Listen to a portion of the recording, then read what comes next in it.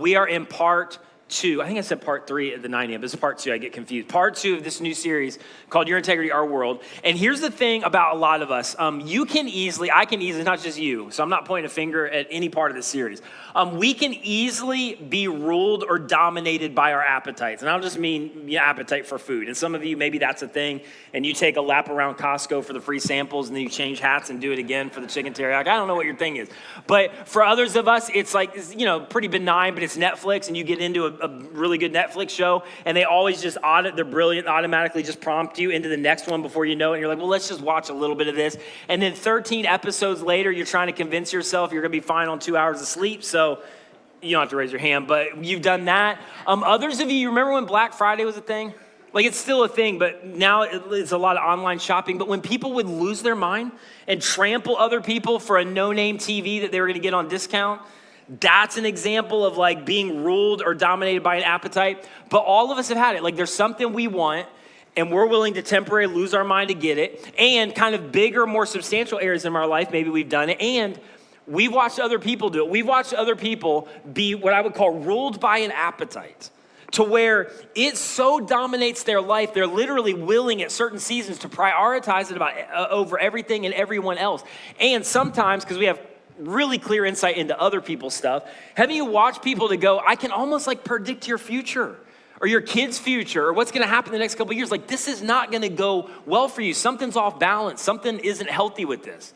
And it just feels like they're chasing something that can't really be caught, and they prioritize it over just about everything else because appetites are extraordinarily powerful. In fact, if you do not rule them or control them, they eventually will rule you. And here's the thing, they rule you regardless of what you believe. And I know you know this already, but I'll just say it. It doesn't matter if you believe right, you can still do wrong. I mean, that's why there's so many hypocrites, right? And I mean, the church is full of them. And if you're like, well, I don't go to church because there's hypocrites, I totally get that. But we're full of hypocrites today because everybody has believed something at some point along the way and then didn't do what they believe, right? So this isn't about, well, if I just believe enough, this won't be a struggle. You can believe the right things and do the wrong things. So my only point is just this. As we talk about this in the series, your appetites are maybe the number one enemy to your integrity. It has the potential to undermine your integrity more than anything else. So I'll come back to that in just a second. As I just said, that's what we're talking about, integrity. Your integrity, our world. And here's what we said about integrity. Integrity is just the resolve to do what is right, even when it's hard. Actually, the resolve to do what is right, especially when it's hard or especially when it's painful or it hurts. That actually is the moment you determine what's most important to you. And the thing is about integrity, generally, like now, I'm going to speak for myself. We're quick to excuse it in ourselves sometimes, but we always hold other people accountable to it, right? I mean, even, con artists and cheaters don't expect to be, conned or cheated on. Like, everybody points to a standard outside of themselves and they think, well, you shouldn't cheat or lie or deceive. And what we said is, at some level, there's an ought or ought not that kind of stands outside of ourselves that we believe is from God, that you were created by a creator and created to submit to that creator. And so there's this thing that presses on your conscience and you didn't create it, but you can't shake it. In fact, there's certain areas or seasons of your life you wish you could shake it because you don't really want to hear from your conscience. You just want to do what you want to do, and it won't leave you alone. And I would argue that even if you don't believe it, that's from God. God created that there's this thing outside of us, and we expect other people, generally like leaders or employers or employees or teachers or your husband or your wife or a fiance or boyfriend or girlfriend. We expect them to have some level of integrity even when we don't have it. And here's the other thing about integrity. Integrity is personal, but it's never private.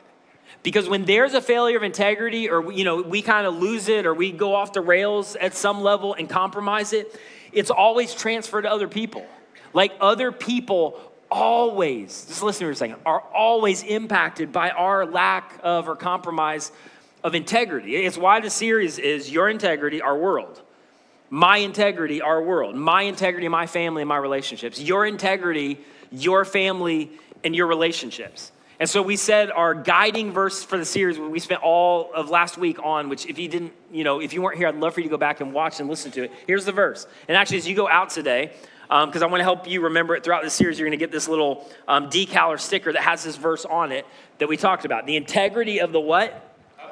The integrity of the upright in the Hebrew just means what you think. It's up, it's looking forward, it's weighing decisions based on the future. It's when you're leaned over and looking down, it limits your options and you only see and you only respond to what is right in front of you. It's short-sighted and sometimes it undermines your future, but the upright are looking ahead and they are guided, or literally, this informs or directs all of their decisions. But the crookedness of the treacherous, which is kind of old school language, but basically in the Hebrew, this means to hide with a blanket, to cover up. Integrity doesn't mean you never mess up. It just means when you mess up, you try to clean up, you try to fix it. People who don't have integrity, they mess up and then they try to hide it or they try to cover it up. And ultimately it destroys relationships and careers and dreams and whole seasons of their life. And so the integrity of the upright, guide them. Or let me give you another kind of simpler definition of integrity. Integrity is doing what you what? Doing what you, thanks for coming, Jimmy, with that, because we're struggling right now. Doing what you, everybody else help me, besides just Jimmy. Doing what you ought to, even if it what? Costs you. It's just doing what you ought to, even if it costs you, especially when it costs you, especially when it hurts. So here's the thing, even if you're not sure about the God thing or you don't believe, most of us would agree with that about integrity. So the question you have to ask is, then why is it so hard? Like if we expect this from other people, why do we struggle so much with it? Why is it so hard for us? And that brings us back down to the beginning. Our appetites. Our appetites, the things that we want, are what makes holding to our integrity so hard in areas of our life. Because here's the thing that we face on really a daily basis. Our appetites pose a constant threat to our integrity. Our appetites pose a constant, a barrage of temptation against our integrity, maybe almost on a daily basis. Like we're constantly hit with different scenarios, big and small, and we constantly have a choice of whether we're gonna say no to one in order to satisfy or protect another one, whether we're gonna say no to integrity to satisfy an appetite, or no to an appetite in order to protect our integrity. Now, here's the thing about appetites. Appetites, we generally think of a couple things like food or sex. There's a huge list of appetites. So here's just a couple to get us thinking, but I don't know how many there are. You could name probably 1,000. Appetites are acceptance, intimacy, the desire for inclusion. I want to be a part. I want to be included. And so sometimes I'm even willing to do some things that I wouldn't do in other realms of my life in order to achieve that, or respect or recognition. And for a lot of guys, especially second half of their life, they want to feel special or recognized, and they would never admit it, but it drives some of our decisions. You want to be TikTok famous. You want progress. You want to be envied. You want stuff. You want more stuff. You want new stuff. We all want lots of stuff, responsibility, achievement. You want to win. And now here's the thing. If you're looking at this going, well, this is what I expect you to say, all of that is wrong. No, maybe none of it's wrong. But it has the potential, if taken out of context, to undermine what is most valuable to you and to undermine your integrity, which affects you and it affects other people around you. So it's all about context. In fact, before I get into the narrative, there's 3 things I think are really important that theists believe about integrity. So even if you're trying to kind of figure this stuff out today, this is generally what they hold to. And the first one about appetites is this. There's 3 things. They're from God or created by God, but sin distorted them. God created them, sin distorted them. Meaning your desire for pleasure or sex or achievement or recognition, none of those are wrong. God manufactured those. He wired you for that. But everything that God created, the ideal world, all went, off the rails in Genesis 3. And now anything that God created can be distorted. So God created them, but sin distorted them. We can use anything out of context. That what could either benefit us could also destroy us. Second thing about appetites is appetites are never what? Fully and what? They're never fully and finally satisfied. Your appetites will always say, I want more. You look to other people and think, well, if I just achieve that. And again, we don't want to admit it, but it's just a human being. We all have done this. And there's moments where you're just kind of vulnerable, and despite, how maybe even well things are going, you think, well, if I achieved that, or if I had accumulated that, or if I could date that, then I'd be content, then I'd be satisfied. And then there's this crazy thing in human nature where, and you don't think about this, but there's somebody else looking at you saying the same thing. There's people all over the world that would look at you and say the same thing. And the point is, we are baited into comparison. We are baited into discontentment. And the lie is that somehow like a little bit more of what hasn't worked is gonna work. And so we feed appetites outside of context, and rather than them satisfying us, we just want more. We just want another one. We just wanna buy another one. We just wanna try another relationship because they're never fully and finally satisfied. And the more you feed them out of context, bigger they grow. And then the third thing that theists believe about appetites is they always whisper now and never what? It's always about now. It's always about the moment. It's always impulsive. This is one of the ways that you know that maybe an appetite's starting to take over, that what was a good desire is maybe starting to rule your life because there's a compulsion to it. I almost feel like I can't say no to it, or I gotta have it now, or we've got to do it now. Appetites hate delayed gratification. It's all about immediate. It's not about ultimate. It's all about what I'm seeing and responding right in front of me. And come on, all of us have done that at some point along the way, right? Where we're seeing and responding to what's right in front of us. And it's only when we get past the emotion to go, oh, what was I thinking? This was so strong, but this isn't what I want long-term. This isn't what's gonna benefit me long-term. This is not what I would suggest anybody else to do, but momentarily, we give in. And we're way concerned about now and not later. And we just kind of, delayed gratification is just not even on the radar. So my whole point is this: our appetites pose a constant threat to our integrity. They have the potential to undermine our integrity. And let me just take an example of two things: achievement and advancement. In our culture and where we live, that's it for a lot of us. Like at some level, you define it differently, but you want advancement, you want achievement in your education, in your career, with your home, with, your upgrades, the respect of that person. You want advancement, you want achievement. And here's just the reality: that your integrity, in some cases, can be an obstacle to achieving and advancing as quickly as you want to. God designed you to advance and to achieve, and he's wired you a certain way. But sometimes your integrity can be an obstacle of getting there quick enough. In fact, when I sit down with young leaders, I tell them this all the time because I try to be aware of this all the time in my own propensity. But the quickest route to get where you want to get and to get what you want to get is generally not the most ethical route. And so your integrity can be an obstacle. And then you are faced with a decision or a question. Am I going to be guided by my integrity, or am I going to be guided by my appetite and what I want right now, or wanting to get there quicker? And actually, and this is so subtle, the very thing I want may be God's dream and destiny for my life, but I'm willing to short circuit and get it earlier because that's what I want. Now, here's the thing about this.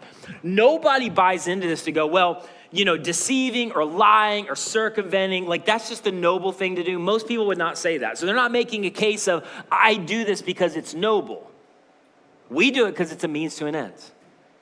And that means to an end, in some cases, is strong enough that we are willing to go up against or defy our own standards for our own life to get it, because we want to get it and we want to satisfy our appetites. And so we're willing to lean into a means to an end, even though it causes us to give up our own integrity and our own nobility. So all that to say, there's this narrative in the Old Testament that is, I think, the most powerful example of this, and really a picture of this. That literally, this in different seasons has been a picture for me when I'm at those crossroads to go, okay, this is what this looks like in a picture, kind of illustrated. And it's this incredible narrative and picture that shows how our appetites can be an enemy to our integrity. And it's in a little part of a narrative that I referenced during the summer, but I didn't tell this part of the story because I wanted to come back to it in this series. And don't put them up there yet because I want to see if they can guess it. Because nobody could at the 9 a.m., so there's a challenge.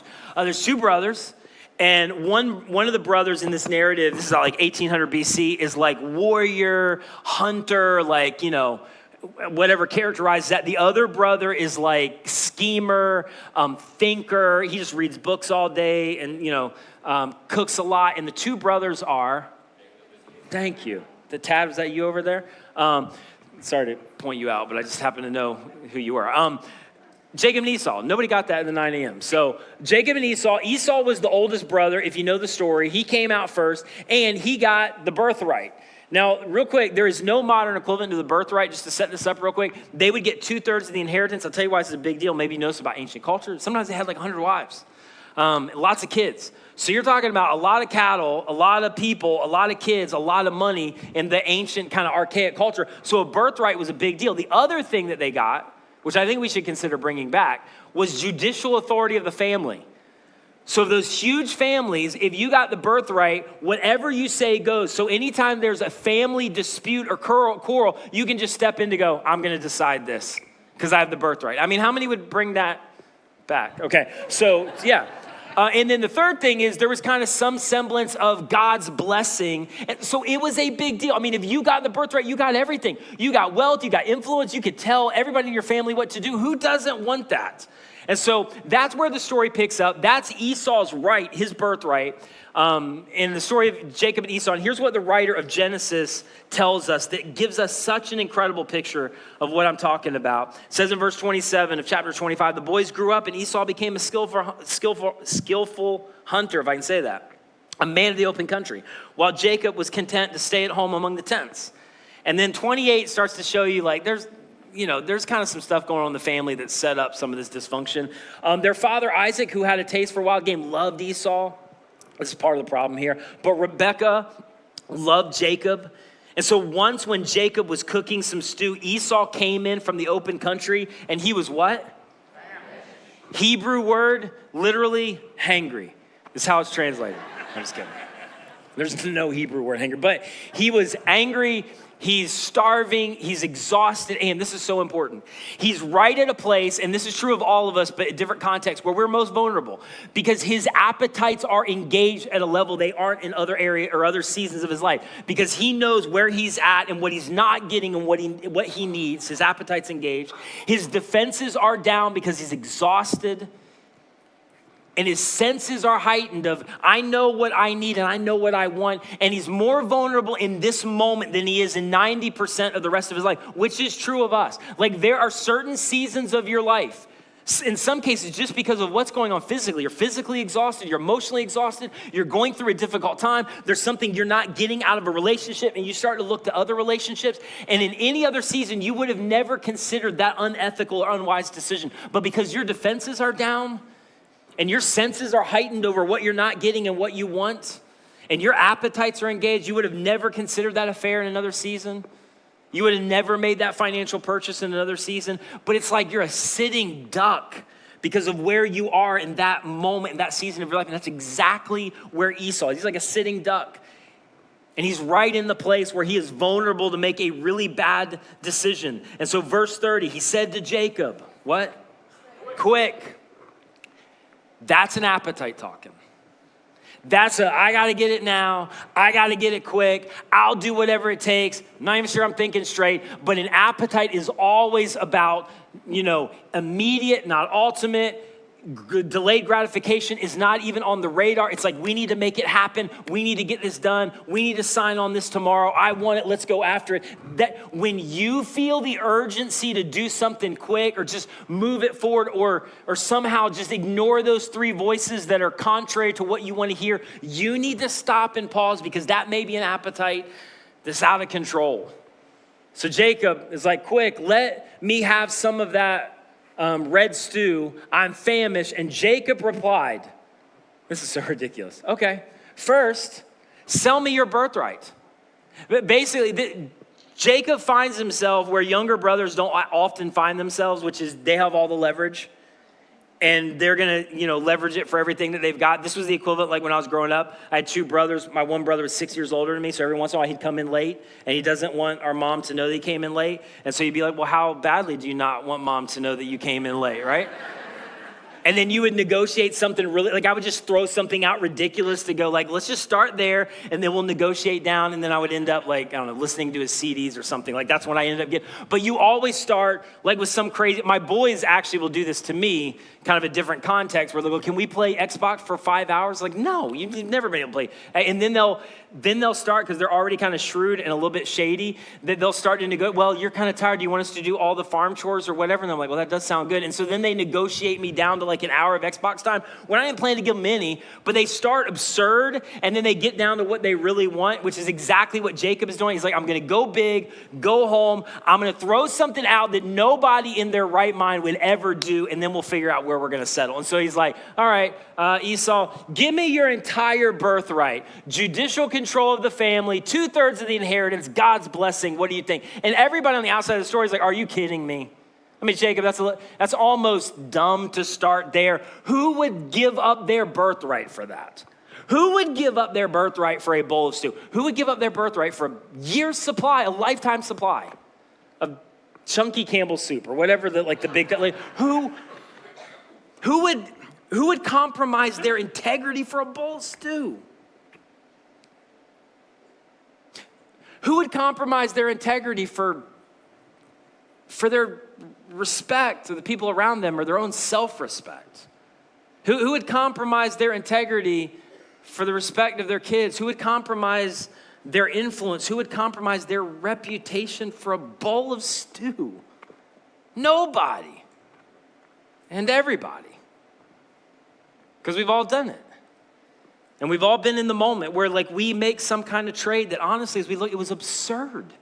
And we were so short-sighted and we wanted it so bad, or you wanted him or her so bad, or you wanted to get that deal done, or you wanted to get that thing you want and you couldn't buy it fast enough. We're just all thinking about later and ultimate, and what you want down the road goes out the window, and you make a trade that later you're gonna regret. And so he said, quick, let me have some of this stew, I'm famished. And Jacob replied, first, sell me your birthright. In verse 32, I love Esau. He's like, look, I'm about to die. And Jacob's like, you walked in here. You're not about to die, you're hungry. That's not the same thing.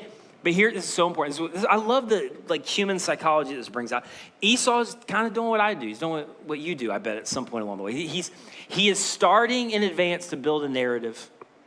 He's starting in advance to make an excuse. He's starting in advance to justify himself and lie to himself. So in the future, when he tells the story, he's like, well, when I came in, I was about to die. No, you weren't. You were just hungry and you needed some food. But he's justifying, he's excusing, he's lying to himself and creating a narrative around all of this. And so then he says, it's so instructive and interesting, what good is the birthright to me?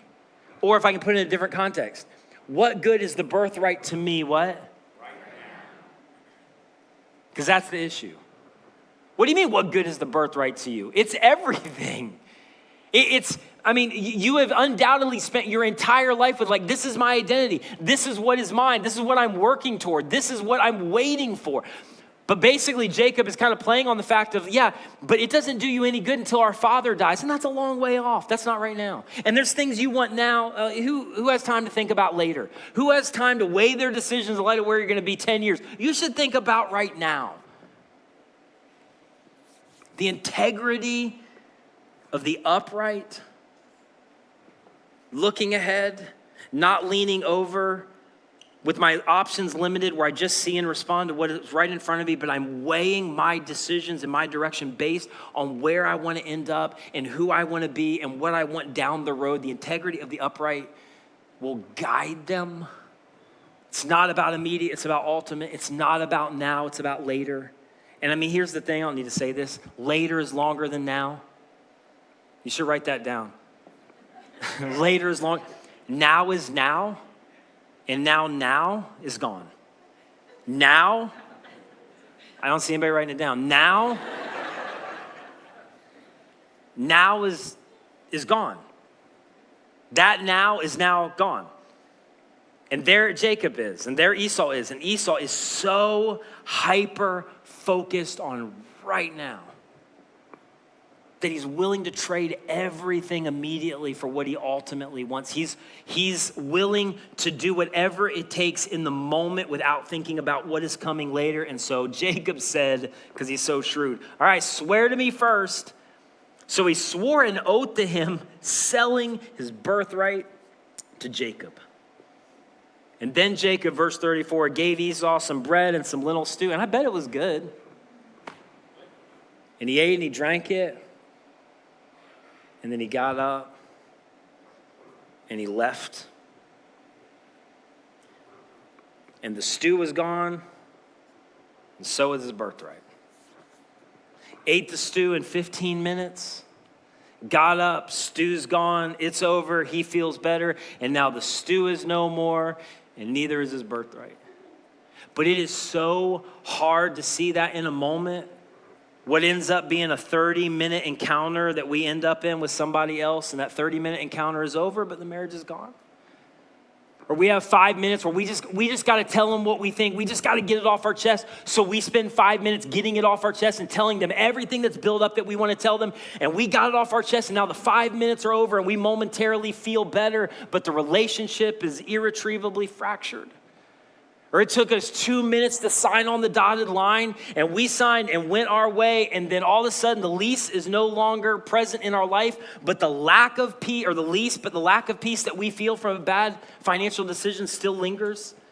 And he walks away, and he's given up what is most valuable to him, and it's gone, along with what he traded it for, because he traded his future for a bowl of stew. And you're like, why? Esau, why in the world would you do that? The same reason we do it.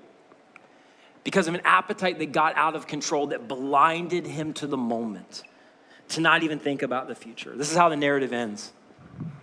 It says that, so Esau did what? Despised his birthright. Esau despised his birthright. Basically, Esau gets on the other side. And again, I can think about seasons in my life where I've done this, where you try to spin it on the other side and go, I didn't really care. It wasn't that important. It wasn't that big a deal. Because what we do is we decide that we don't care when it's too late to care. And we justify the narrative and we justify the lie and we tell ourselves a story of like, well, you know, what was I to do? I was going to die. What was I to do? If I would have done that, that may have ended the relationship. They may have walked out. That may have been the end of it right there. Or what was I to do? I would have lost my job. I'm pretty sure I would have lost my job. What was I to do? Everybody in my industry does this. What was I to do? If you knew her story and what she did to me, what was I to do? It was so bad in that season, I couldn't help but reach for that thing. What was I to do? And we tell our story, we justify, we excuse, and I'm not pointing fingers. We all do this. This is a susceptibility that we have to be aware of. But the thing is, you begin to lie to yourself and you're never quite yourself. Because here's the thing, the other healthy people in your life, hopefully who are close to you, they can always tell you're walking with a little bit of a limp because you've never been honest with yourself. Because here's the reality for all of us. You can't be yourself as long as you're lying to yourself.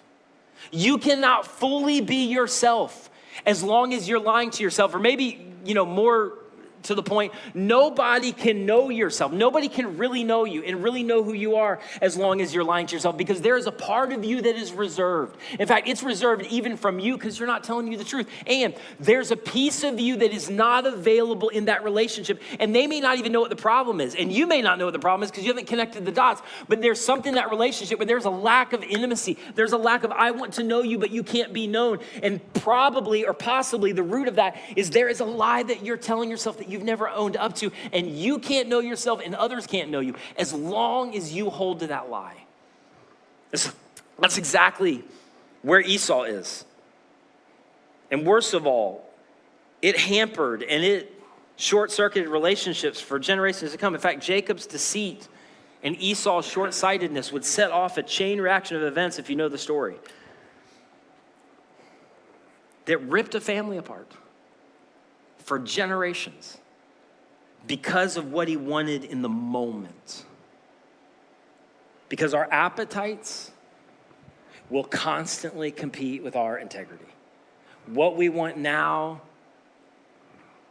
what is attractive now, what is the quickest way to get to what we had dreamed and prayed for now, our appetites compete with our, every single day you have a choice of whether you're going to say no to one to protect and preserve the other one. And maybe, again, even worse, our appetites constantly compete for our future and what we want down the road, what we want for our family down the road, what we want to feel about ourselves down the road. And regardless of the outcome, you probably have some kind of preferred future about where you want to end up. And every single one of us at some point along the way, we're just be tempted, where you can be ruled by a good appetite that can be distorted. Ruled by an appetite, or you'll rule it.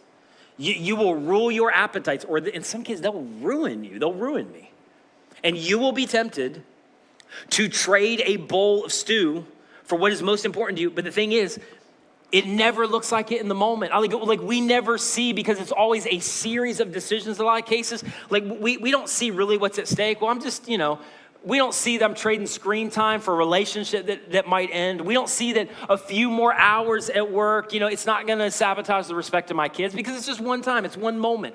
Well, we don't see it as, man, if I may have to compromise a little bit of my integrity, but I want this deal so bad and the ends kind of justify the means, that we don't see really what's at stake in the moment. The bowl of stew that we trade for our birthright, our thing, our appetite, it never looks like it in the moment. It's so subtle, but it's only when you look back sometimes years later when you realize that in the rear view mirror, as you look back, you'll see that what you got in exchange will be gone.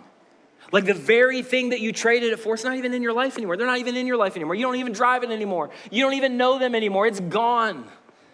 And yet what you gave up is gone, but you're left with, in some cases, regret or embarrassment, or I wish I could go back and undo it. Here's the thing that I always tell high school and college students, early 20-somethings, that relates to this with relationships. That generally, especially in that season, when they're in really unhealthy relationships, generally those unhealthy relationships, specifically that time in your life, now there's exceptions, but only last about 2 years. Generally, really unhealthy relationships have really short shelf lives.